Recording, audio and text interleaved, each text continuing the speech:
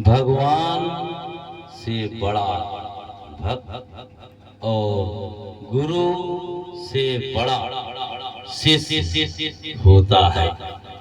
माता महाकाली धाम की सदा जय जयकार होती रहे। हमेशा ये महसूस किया जाता है कि भगवान बड़े होते हैं, गुरु बड़ा होता है, परंतु सत्य ये है कि भक्त बड़ा होता है और शिष्य बड़ा होता है। यदि भक्त ही ना हो तो भगवान का कोई अस्तित्व नहीं है, और शिष्य ना हो तो गुरु का कोई अस्तित्व नहीं है। भक्त से ही भगवान है और भगवान से ही भक्त हैं, गुरु से ही शिष्य हैं और शिष्य से ही गुरु।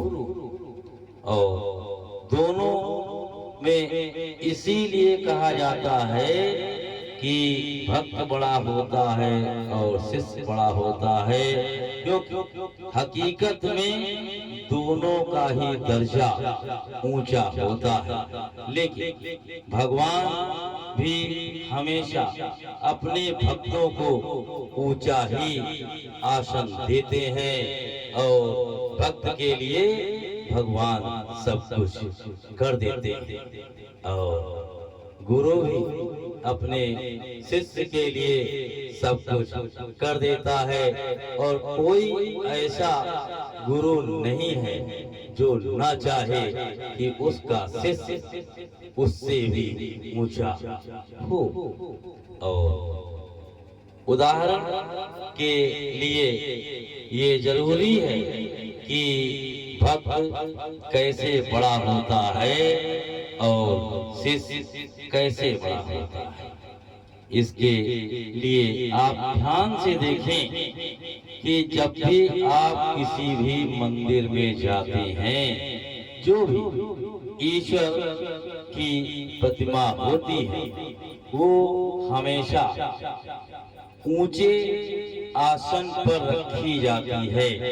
हाँ, कुछ शिव जी के ऐसे स्थान हैं जो गर्भगृह में रहते हैं और वो नीचे होते हैं, परंतु अधिकांश वो चाहे महाकाली जी का मंदिर हो, चाहे दुर्गा जी का मंदिर हो, चाहे कृष्ण जी का मंदिर हो, चाहे राधा जी का मंदिर हो, को चाहे हनुमान जी का मंदिर हो, चाहे शंकर जी का मंदिर हो, मूर्ति या प्रतिमा हमेशा ऊंचे स्थान पर ही रखी जाती है। और जब भक्त जाता है तो वो हमेशा भगवान के चरणों में अपना सिर झुकाता है, और यदि कुछ कहना होता है तो वो सिर उठा करके बात करता है, और जो सिर उठा के बात करता है वही ऊंचा होता है। भगवान ने स्वयं ये दिखाया कि मैं ऊंचे सिंहासन पर जरूर हूँ, लेकिन जब मेरा भक्त मुझसे बात करता है तो सिर उठा के बात करता है, ना कि सिर झुका। इसीलिए कहा गया है कि भक्त का स्थान भगवान से भी बड़ा माना जाता है। तो ये भी सत्य है, यदि भक्त न हो तो भगवान का कोई अस्तित्व ही नहीं होता है। जितने ज्यादा भक्त होते हैं उतनी ही भगवान की महिमा बढ़ती है। इसी तरह गुरु के बारे में कहा जाता है, गुरु वही होता है जिसमें सहजता हो, सरलता हो, और वो अपने क्रोध पे काबू रखे और हमेशा अपने शिष्यों को आगे बढ़ाने की कोशिश करे, उन्हें ऐसे रास्ते, ऐसे मार्ग बताए जिनसे वो सत्य व धर्म के मार्ग पर चलते हुए ईश्वरीय शक्तियों की शरण में आसानी से पहुंच जाएं। और भगवान से मिलने में गुरु का ही विशेष महत्व होता है, और बिना गुरु के कोई सीधे भगवान से कभी नहीं मिल सकता, उनके बारे में नहीं जान सकता। और भगवान की जो भी महिमाओं का वर्णन होता है वो गुरु ही बताता है। इसीलिए कहा गुरु गोविंद खड़े वो काके लागो पाए, वो बलिहारी गुरु आपने गोविंदियो बताए। गुरु ही बताता है ये भगवान है, ये श्री शक्तियां हैं। यदि गुरु ना बताए, उनकी महिमाओं का वर्णन ना करे तो शिष्य नहीं जान सकता।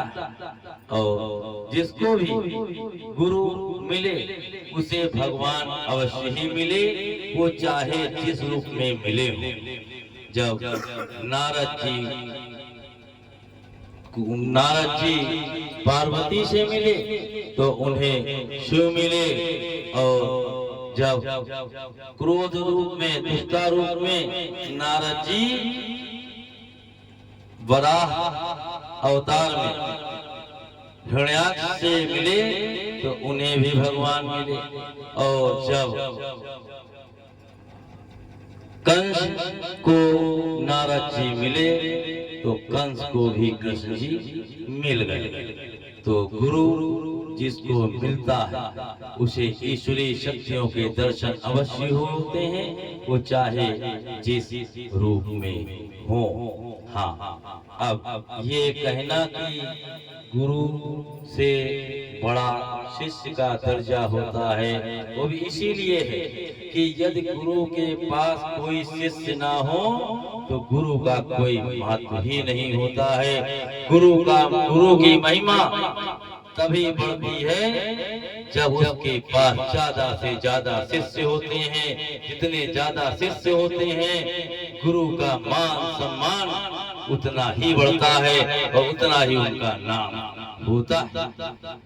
सिंहासन गुरु का हमेशा ऊंचा रखा जाता है, चाहे वो व्यास गद्दी हो, चाहे वो राम कथा में हो, कोई सत्संग हो, कीर्तन हो, भजन हो, उसमें गुरु जब भी कुछ बताता है तो ऊंचे सिंहासन पर बैठ के बताता है, और जो शिष्य लोग सुनते हैं वो हमेशा नीचे बैठ करके सुनते हैं। गुरु जो भी बताता है वो सिर नीचा करके बताता है, और जब कोई शिष्य कोई बात पूछता है तो गुरु से सिर उठा करके बात करता है, और जो सिर उठा के बात करता है उसका दर्जा हमेशा ऊंचा माना जाता है।